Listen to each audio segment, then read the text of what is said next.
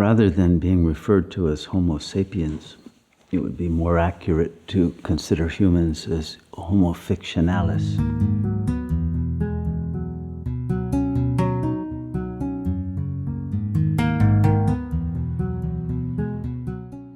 People live their lives in a fictional modality. It's said that to enjoy a good drama, one must suspend one's disbelief in a performance that one knows is false. But the ego is actually the refusal to suspend one's belief. One ends up believing the narrative that one tells oneself about one's life, believes it so deeply that they're willing to put the conflicts of the plot and the affects of the tragedy and the melodramatic feeling of victimhood into their bones. They're willing to die for a story.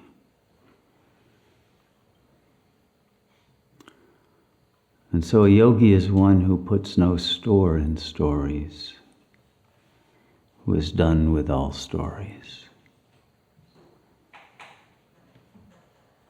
because all stories are fictional stories. But the ego is simply the refusal to stop telling a story to yourself. But the interesting part of how the ego tells the story to itself is that it only consciously tells part of the story. Most of the story it tells through its body symptoms and through the way it configures its life space, the making of decisions that bring it into the repetition of particular tragic or melodramatic repetitions of circumstances that bring out all the agony and the momentary ecstasies that a fiction can produce, but always leave one empty, looking for more pages to turn. The ego's addicted to turning the pages or clicking on the next story on the internet, watching the next film. But it tells itself a story that always involves sin. It involves evil. It involves a perpetrator. It involves the darkness. It's not a good story if it doesn't have a good, deep, dark, demonic, evil villain in it. And sometimes the ego is put into that place in the family story or is scapegoated in some other way. And sometimes they're all villains and you can't find a good guy in the story. Postmodern stories tend to have only anti-heroes. The soul tells a higher story than the ego does, but it's still a storyteller. But the stories of the ancient world were more noble epics of heroism, and the postmodern are more addictions to some form of heroin. It's a story of the loss of the power to tell good stories. And so one can disbelieve in the story, but make the disbelief yet another story, and that's called nihilism. And so the secret to the art of yoga is to stop telling stories to yourself, but not make a story out of that.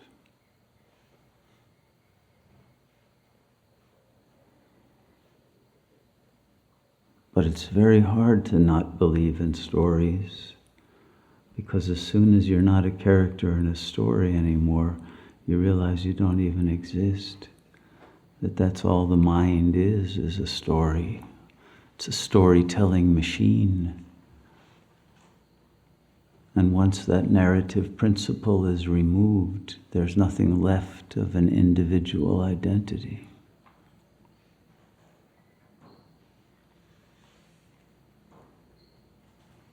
And so the question for a yogi is there any other use for our creative intelligence than just telling stories and living out fictional worlds that produce suffering?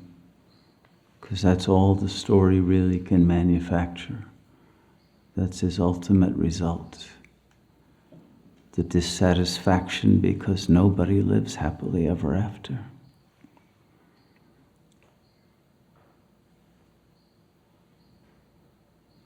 And so the story has to keep going, looking for that happiness that never comes. Except in death, of course, when the story ends. And isn't this the reason why people get trapped in the death drive? To create some tragic end to the story, because they can't figure out another ending.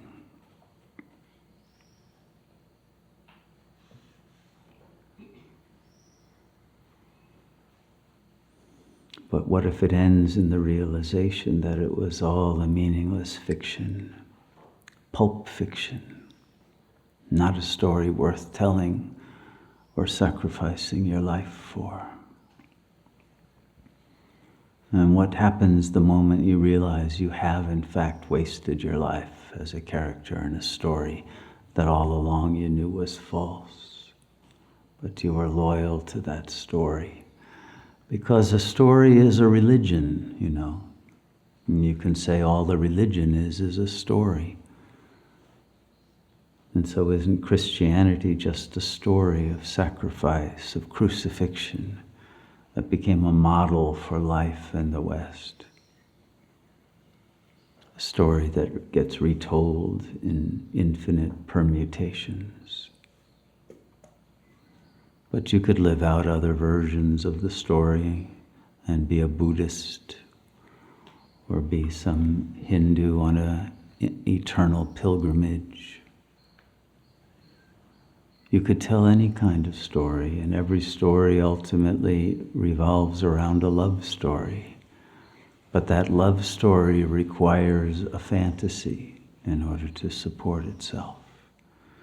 Because love itself is the release from all stories. If you love someone, that's what you do. You release them from the stories that they were trapped in. And that's why people want love, because love means the old story is over and now a new story can begin. And yet when people fall in love, it's called a fall because they recreate the same old story over again. And that causes the love to die, because the love is the moment of freedom from the story. Now, if we can live in that moment when we're free from the story, it's the story that magnetically pulls us into tragedy, into the sense of victimhood, into loss, into conflict, into frustration, into being willing to kill and die for something that is fictional, meaningless, but that we raised into some ideal, some flag, some principle of life that transcends all reason.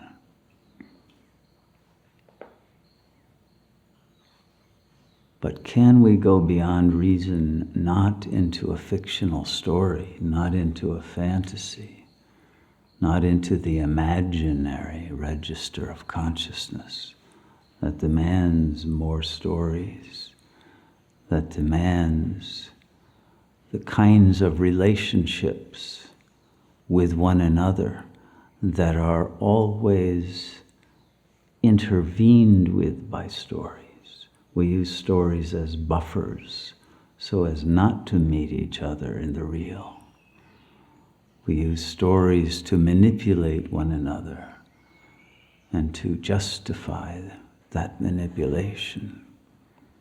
And we use stories in order to live inauthentic existences and justify that inauthenticity through the simple suspension of our disbelief in the story.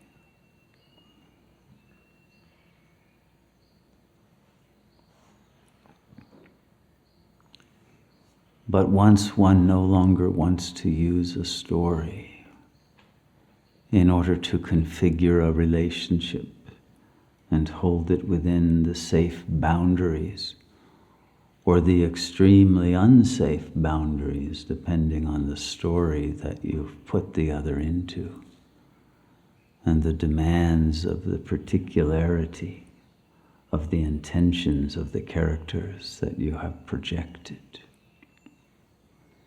Once you have freed yourself from that, then one needs to learn all over again what is life. And is it possible to live life beyond all fictional manifestations of illusion and to live as who we really are? But who is the storyteller? We never ask that question. We stop at who am I supposed to be in the story? And even the question of who am I becomes part of the story. You can create a very nice delusional story about being a yogi, asking the question, who am I? And very nobly reaching liberation and turning that into a fiction as well.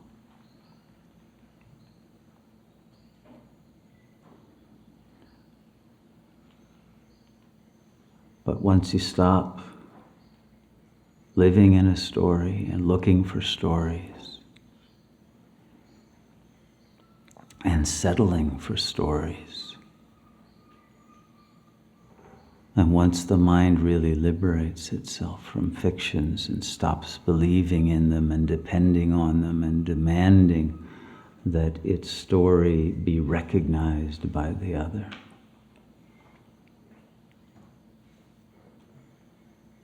then the power that had gone into storytelling is liberated.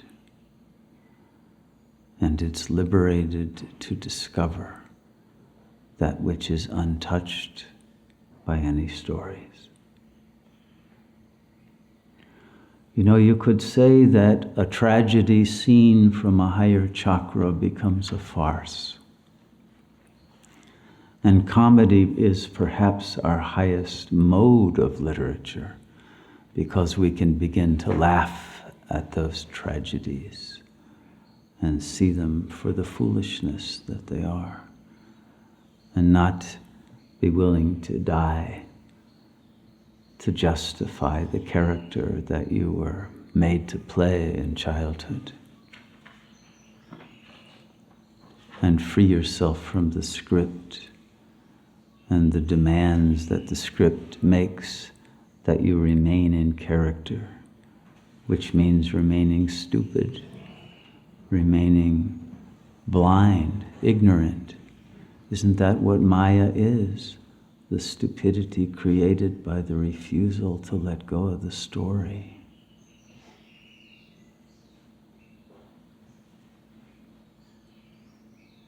And so long as that's all we are, as a character in a story, we can't think outside of that character's frame of reference. And that means you can't use your reason. That means you're living inside a box and you can't think outside of it, because as soon as you do, you see the story was false. And that's what people are terrified of.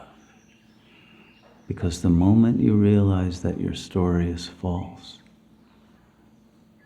and that any replacement story would be equally false, if you realize that without knowing who you are, they call that malignant depersonalization. But if you realize it with knowing who you are. That's called Jivan Mukti.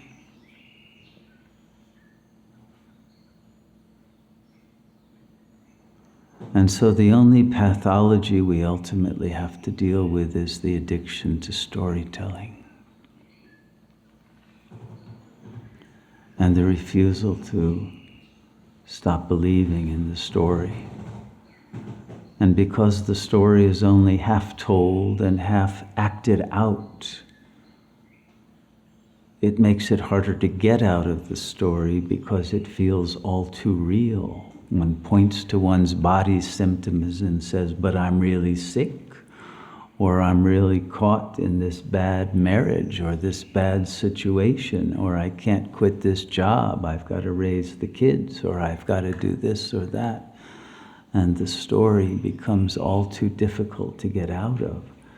And one has to face that one made it all too difficult to get out of because one was terrified of freedom. Because once you're free of all stories and you don't know who you are, you're terrified of psychosis, of madness, of being unable to relate to anyone, including yourself. And there's a fear that if you let go of your story, you're going to be trapped in someone else's story. And then you could be in even a worse character situation.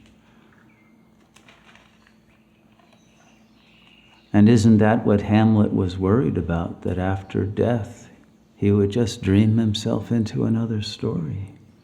Because he couldn't handle just being free, even in death. Isn't that why the soul chooses a bardo state? Even a hell realm rather than being free of stories. And isn't that why we created this world and turned it into a hell realm?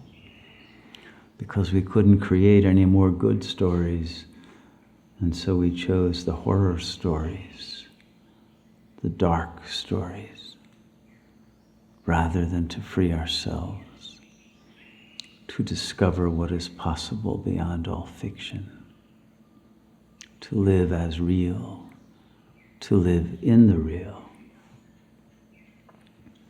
But to have the courage to go beyond all stories and discover what you are, when you are real, when you are present, and when your mind is silent and not spinning tales anymore, and even your body's symptoms have been silenced, so you stop believing you're a body anymore, and you realize you are pure consciousness that is beyond all fictional capture. That freedom enables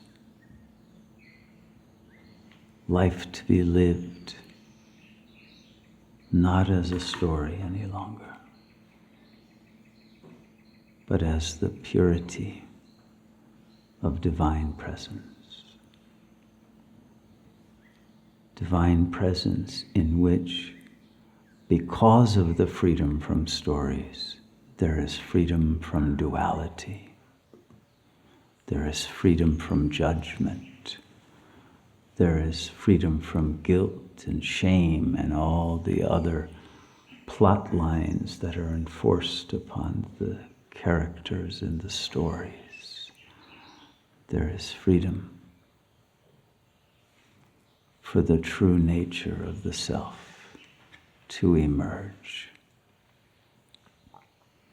and bring a kind of joy and power into the real of the world that we do not know because we only know its fictional levels, because our minds have been trapped in those fictional levels of consciousness. But to know the world as it really is, to know samsara as nirvana, not simply as a concept of non-duality, but as the truth of our being. This is what is called in the religious stories the glory of God. the kingdom of heaven. But so long as it is only a story, it will never be real. And to make those story concepts into reality, we must break free of all the stories in which our minds have been captured.